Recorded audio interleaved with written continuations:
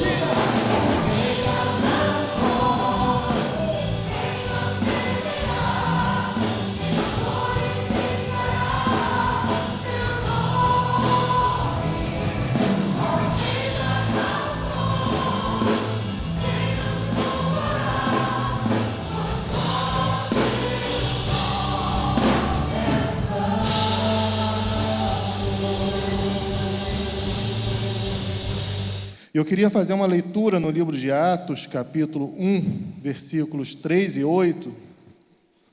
Diz assim: depois do seu sofrimento, Jesus apresentou-se a eles e deu-lhes muitas provas indiscutíveis de que estava vivo. Apareceu-lhes por um período de 40 dias, falando-lhes acerca do reino de Deus. Certa ocasião, enquanto comia com eles, deu-lhes esta ordem: não saiam de Jerusalém, mas esperem pela promessa de meu Pai, da qual lhes falei. Pois João batizou com água, mas dentro de poucos dias vocês serão batizados com o Espírito Santo. Então os que estavam reunidos lhe perguntaram: Senhor, é neste tempo que vais restaurar o reino a Israel? Ele lhes respondeu: não lhes compete saber os tempos ou as datas que o Pai estabeleceu pela sua própria autoridade. Mas receberão poder quando o Espírito Santo descer sobre vocês, e serão minhas testemunhas em Jerusalém, toda a Judéia e Samaria, e até os confins da terra. Antes de mostrar algumas fotos que eu trouxe do nosso trabalho na Guatemala, eu queria falar um pouco a respeito do impacto desse texto na minha vida, no meu ministério, naquilo que a gente faz. Porque eu tenho, apesar de ter tido meu ministério em 2 outros países da América Latina, Peru e Guatemala, eu já viajei por alguns outros países. E eu acho interessantíssimo, irmãos, o número exponencial de igrejas, de crescimento, de megatemplos, de mega igrejas, de horários na televisão, que várias igrejas, inclusive canais inteiros de televisão, e nunca se viu tanto evangélico quanto nós vemos hoje na América Latina. Guatemala, por exemplo, Guatemala é um país que alguns falam em 40% de evangélicos em poucos anos. Uma das igrejas lá, chamada Ciudad de Dios, ou Cidade de Deus, é um megatemplo, um país de 13 milhões de habitantes, uma igreja, 30 mil membros, talvez 40 mil, dentro do templo de uma só vez. Um crescimento impressionante. No Brasil nós sabemos o que é isso. No Brasil apareceram muitas denominações, muitas igrejas, muitos pastores. No Brasil apareceram várias coisas ligadas, grupos gospels. E nada contra gospel, nada contra programa em TV, nada contra isso. Mas eu sempre me faço uma pergunta, pastor. Onde está o fruto de um crescimento exponencial de igreja? Uma encuesta, uma pesquisa recente mostrou que das 50 cidades mais violentas do mundo, 25 estão no Brasil.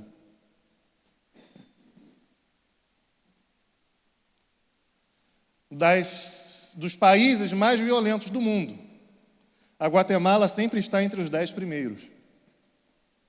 E nesse ano de 2006 recebeu um upgrade para a 2ª posição, abaixo apenas do Afeganistão.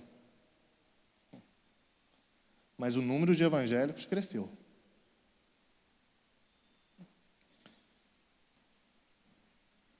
E por que eu estou falando a respeito disso?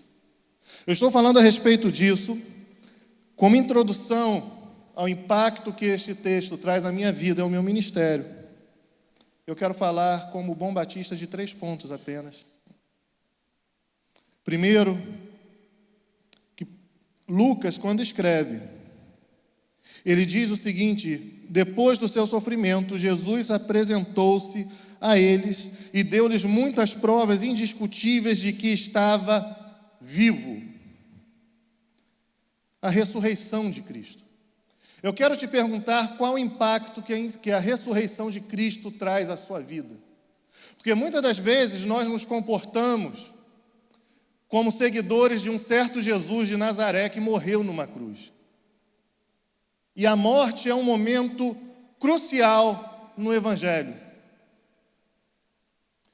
Mas o que torna Jesus Cristo mais diferente não é a morte, apesar de que a morte é crucial. Porque Mahatma Gandhi também morreu. Martin Luther King morreu. Muitos mártires morreram por valores altíssimos. Mas somente um ressuscitou, e esse é Jesus. A prova de que Jesus de Nazaré é o Messias de Deus não está somente na sua morte, é mais, está na sua morte e ressurreição. Porque somente Deus pode levantar dentre os mortos. Somente Deus pode vencer a morte. Somente Deus, depois de 3 dias, pode levantar-se do sepulcro e dizer: eu estou aqui. Somente o Filho de Deus pode romper com as cadeias da morte. Meus irmãos, nós seguimos a um Jesus que nasceu de uma virgem, que morreu numa cruz, foi crucificado baixo Pôncio Pilatos, morreu numa cruz como justo injustiçado de Deus, mas que ao 3º dia ressuscitou e apareceu aos seus discípulos e a outras 500 pessoas mais, e disse: eu ressuscitei, eu sou o Messias. Jesus não é um Messias de palavras, de reflexões bonitas, não. Jesus, ele é o Messias porque é o Senhor da vida que vence a morte.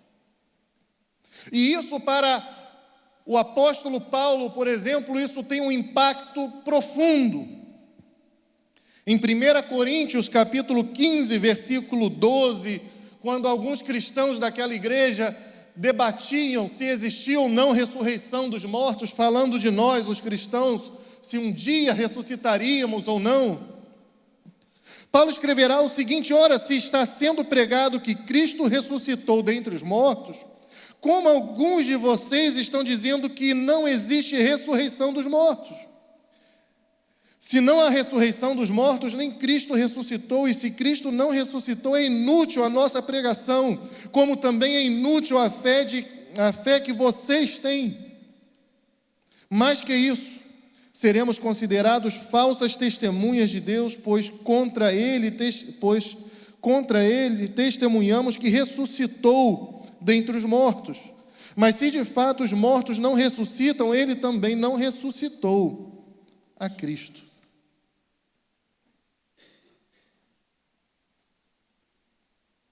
A visão paulina de reino de Deus é sempre uma visão escatológica. O que quer dizer isso? Que é sempre uma visão futura, algo por vir. Mas esse algo por vir, de alguma maneira, se manifesta no presente. O reino de Deus está aí adiante como algo que não pode ser vivido em plenitude. Mas apesar de ainda não poder ser vivido em plenitude, de alguma maneira nós desfrutamos deste reino no presente. E como nós cristãos desfrutamos da ressurreição de Cristo no presente, Cristo nos ressuscitou como símbolo no batismo, como o símbolo do batismo anuncia. Morremos para o mundo, ressuscitamos em Cristo. E isso Lucas escreve um pouco abaixo. Mas um dos problemas que eu tenho visto é exatamente um problema que já existia nos discípulos de Jesus. No versículo 3, Lucas escreve o seguinte: apareceu-lhes por um período de 40 dias, falando acerca de quê? Do reino de Deus. No versículo 6, esses mesmos discípulos lhe perguntam: Senhor, é neste tempo que vais restaurar o reino de Israel? Eu não sei se você vê alguma contradição aqui. Jesus está falando do reino de Deus. Os discípulos ainda estão perguntando pelo reino de Israel.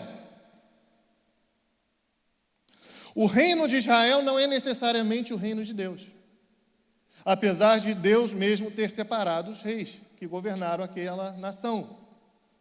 E vez ou outra, Deus pegava aquela nação e enfiava dentro de um cativeiro e falava: fica aí, por um tempinho de castigo, senta no canto, olha para a parede, vou te chamar de burro, burro, burro, burro, para ver se você toma vergonha na cara. Deus faz um bullying com o povo de Israel. A palavra santo, ela não quer dizer perfeita. A palavra santo quer dizer separado. O povo de Israel é santo porque Deus pega esse povo e faz o que quer com ele, é meu povo. Eu exalto, eu rebaixo, eu faço o que eu quiser, mas sempre com o propósito de chamar esse povo de volta para ele. Mas o reino de Israel fracassa como nação, algo que Deus já previa. Porque Deus nunca quis uma monarquia. Foi o povo que pediu a Deus uma monarquia. E Deus deu, porque o coração do povo é duro. E às vezes Deus dá as coisas, não é porque são necessariamente boas para a gente, é porque a gente pede, chega uma hora que Ele dá, e depois que dá problema, Ele diz assim: viu? Eu costumo fazer isso com meus filhos. Não, você quer? Vai, faz. Aí depois que faz, chora, eu falei: eu avisei. É um processo de educação. E isso é um problema exatamente por quê? Porque o reino de Deus não é uma realidade natural. O reino de Deus é uma realidade espiritual, que se manifesta, obviamente, no mundo em que vivemos, na história em que vivemos, nas nossas vidas reais e naturais. E não quer dizer que o espiritual não seja real, mas é de uma realidade diferente da nossa. O reino de Israel, como qualquer outro reino, é uma potestade humana, ainda que teocrática.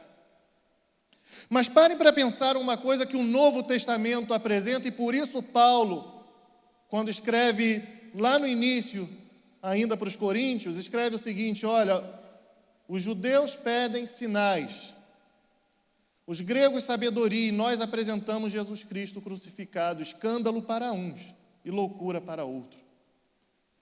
Porque o advento de Jesus Cristo, ele transforma, ele abala toda a cosmovisão religiosa e humanista do seu tempo. A parábola do semeador, por exemplo, o semeador saiu a semear e uma parte da semente caiu em terras que as aves chegavam e comiam a semente, e aí não crescia nada naquele lugar. Outra parte vai cair em solo pedregoso. Nasce, mas não se aprofunda, não tem raízes e o sol queima. Outra parte em terreno espinhoso, que cresce e os espinhos sufocam e ela morre. E outra parte cai em boa terra e essa semente cresce, se transforma em uma árvore que gera frutos, e os frutos caem na terra, vão gerar outras árvores que vão gerar frutos e frutos de frutos.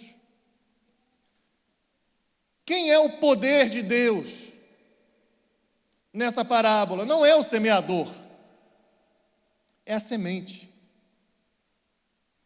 A semente é o Evangelho. E o problema dos discípulos de Jesus Cristo era exatamente isso, que eles acreditavam que a teocracia de Israel era o Evangelho. E não era. Hoje, penso eu, meus irmãos, que nós devemos refletir sobre o reino de Deus e o reino das igrejas.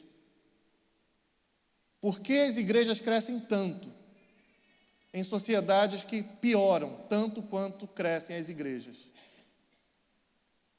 Por que a América Latina, que é o considerado o país mais cristão do mundo, também é considerada a região mais violenta do mundo?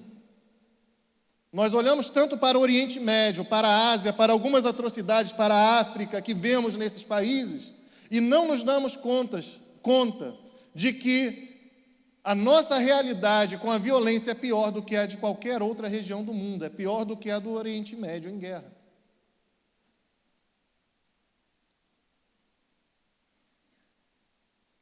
Onde estamos errando como missionários? E por isso esse texto me impacta, porque eu, como missionário, tenho que perceber a dimensão da responsabilidade que isso traz para a minha vida. Porque eu posso simplesmente estar levando o nome de uma denominação a outro país. Eu posso, como missionário, simplesmente estar levando o nome Batista na minha testa. Eu posso, como missionário, simplesmente estar levando uma metodologia para uma igreja, para um povo. E eu não estou pregando contra a existência de denominações, contra a existência de organizações, ou contra a existência de metodologias. Somente estou dizendo que essas coisas não são reinos de Deus. Sabemos que a ressurreição de Cristo é fundamental. Sabemos que reino de Deus ou reino de Israel, ou reino de Deus e igreja são duas realidades diferentes. Apesar de que na igreja de Cristo o reino de Deus está sempre presente, como realidade unificadora e transformadora. Aleluia.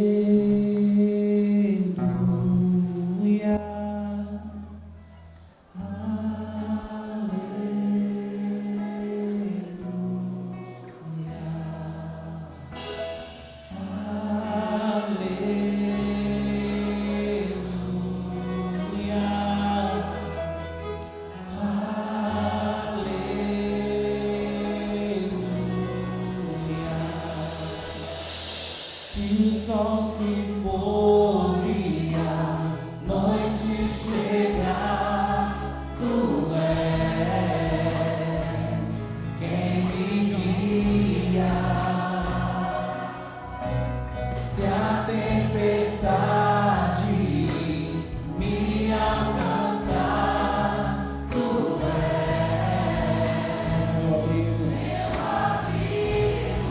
Então repare e diga: